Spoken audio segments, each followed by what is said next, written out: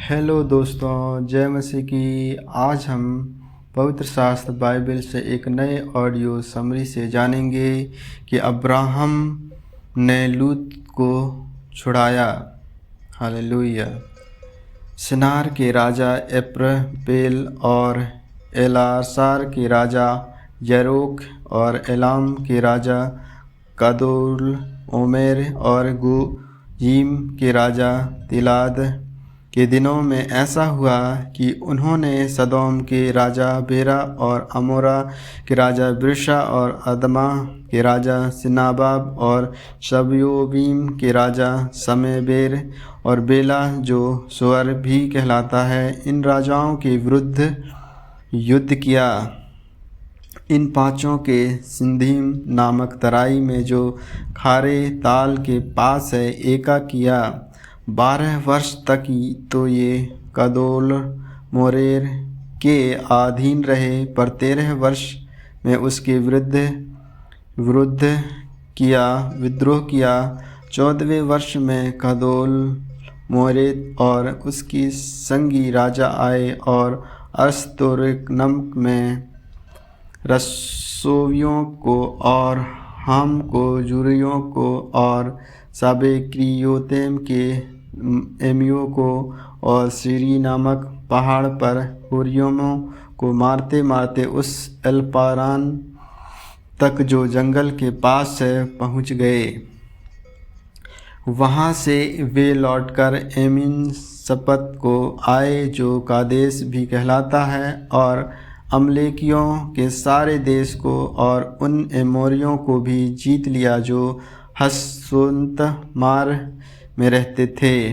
तब सदोम, अमोरा, आदमा, सबोयीम और बेला जो सोअर भी कहलाता है, उसके राजा निकले और सिद्दीम नामक तराई में उसके साथ युद्ध के लिए पाती बांधी, अर्थात एलाम के राजा एगदोल, मुएर, गोयीम के राजा तीदाल, सिनार के राजा एम्रपेल और एलमासार के राजा अरेक, इन चारों के विरुद्ध इन पांचों ने पाती बांधी सिंधीम नामक तराई में, जहाँ लासार मिट्टी के गड्ढे ही गड्ढे थे। सदोम और अमोरा के राजा भागते भागते उनमें गिर पड़े और जो बचे वे पहाड़ पर भाग गए। तब वे सदोम और अमोरा के सारे धन और भोजन वस्तुओं को लूट लाट कर चले गए, और अब्राम का भतीजा लूत जो सदोम में रहता था, उसको भी धन समेत वे लेकर चले गए। तब एक जन जो भागकर बच निकला था, उसने जाकर इब्री अब्रम को समाचार दिया। अब्रम तो एमोरी ममेर जो एस्कोल और अन्नोर का भाई था, उसके बाज वृक्षों के बीच में रहता था, और ये लोग अब्रम के संग वाचा बांधे हुए थे। यह सुनकर कि उसका भतीजा बंदी बना लिया गया है, अब्रम ने अपने 318 शिक्षित युद्ध कौशल्य में निपुण दासों को लेकर, जो उसके कुटुंब में उत्पन्न हुए थे, अस्त्र शस्त्र धारण करके दान तक उनका पीछा किया, और अपने दासों के अलग अलग दल बांधकर रात को उन पर चढ़ाई करके उनको मार लिया, और होबा तक जो दमिश्क के उत्तर की ओर है उसका पीछा किया। और वह सारे धन को और अपने भतीजे लूत और उसके धन को और स्त्रियों को और सब बंदियों को लौटा ले आया। मलिका सिदक का अब्राम को आशीष देना। जब वे कदोल ओमेर और उसके साथी राजाओं को जीत कर लौट आया था, तब सदोम के राजा सावे नामक तराई में, जो राजा की तराई भी कहलाती है, इससे भेंट करने के लिए आया।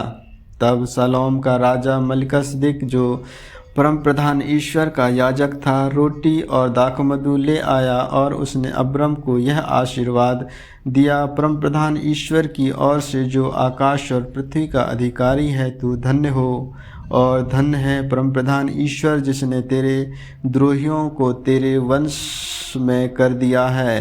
तब अब्रम ने उसको सब वस्तुओं का दशमांश दिया। तब सदोम के राजा ने अब्रम से कहा, प्राणियों को तो मुझे दे और धन को अपने पास रख। अब्रम ने सदोम के राजा से कहा, परम प्रधान ईश्वर यहोवा जो आकाश और पृथ्वी का अधिकारी है, उसकी मैं यह शपथ खाता हूँ कि जो कुछ तेरा है उसमें से ना तो मैं एक सूत और ना जूती का बंधन ना कोई और वस्तु लूँगा, कि तू ऐसा ना कहने पाए कि अब्रम मेरे ही कारण धनी हुआ। पर जो कुछ इन जवानों ने खा लिया है और उसका भाग जो मेरे साथ गए थे, अर्थात अनोर, एस्कोल और ममेर में नहीं लौट आऊँगा, वे तो अपना अपना भाग रख लें। आमीन आमीन। प्रभु इन्हीं वचनों के सुनने के द्वारा परमेश्वर आप सबों को आशीष दे। आगे के और भी ऑडियो समरी सुनने के लिए पवित्र बाइबल ऑडियो स्टोरी चैनल को लाइक, सब्सक्राइब और बेल आइकन को दबाएं। सभी प्रिय भाई बहनों को जय मसीह की।